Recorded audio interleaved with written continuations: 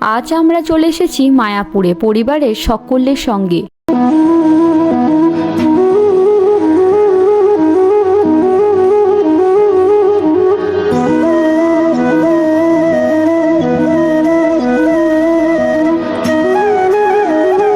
ভোর 4:30 নাগাদ আমরা বেরিয়ে পড়েছিলাম বাড়ি থেকে, আর মোটামুটি 7:45 নাগাদ আমরা পৌঁছে গেছিলাম মায়াপুরে। দূর থেকে ইস্কন মন্দিরের চূড়াটা দেখে কি সুন্দর লাগছে, তাই না? এখানে এসে আমরা সকালের জলখাবারটা খেয়ে নিলাম, পেটাই পরোটা আর ঘুগনি। খাওয়ার পর আমরা নবদ্বীপের উদ্দেশ্যে যাত্রা শুরু করলাম। এই যে লঞ্চ ঘাটে চলে এসেছি, লঞ্চে চেপে আমরা নবদ্বীপে গেলাম। তারপর এখানে এসে আমরা টোটোতে করে সব মন্দিরগুলো একে একে ঘুরে দেখতে শুরু করলাম। আর মায়াপুর নবদ্বীপে তো সবই রাধাকৃষ্ণর মন্দির, তোমরা সবাই জানো। তারপর আমরা চলে এসেছিলাম গুপ্ত বৃন্দাবনে, তোমরাও একটু দেখে নাও।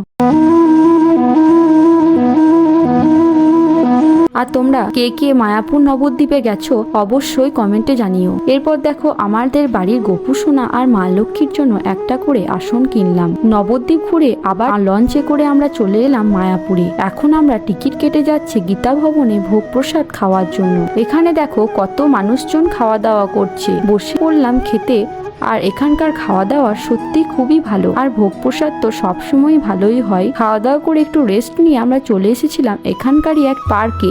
বর্মশাই আর আমি একটু দোল খাচ্ছিলাম, তারপর ভাগ্নের সঙ্গেও একটু দুলে নিলাম। পার্ক থেকে আমরা চলে গেলাম ইস্কনের দিকে। আমি এতদিন মোবাইলে রিলসে দেখেছি, এই ফার্স্ট টাইম এলাম, সত্যি অপূর্ব লাগছে মন্দিরটা। ইস্কনের ভিতরে তো ফোন অ্যালাউ নেই, তাই তোমাদের কোনো ভিডিও দিতে পারছি না। দেখা হচ্ছে নেক্সট পার্টে। এরকম আরো ভিডিও পেতে তোমরা চ্যানেলটাকে অবশ্যই সাবস্ক্রাইব করে রেখো।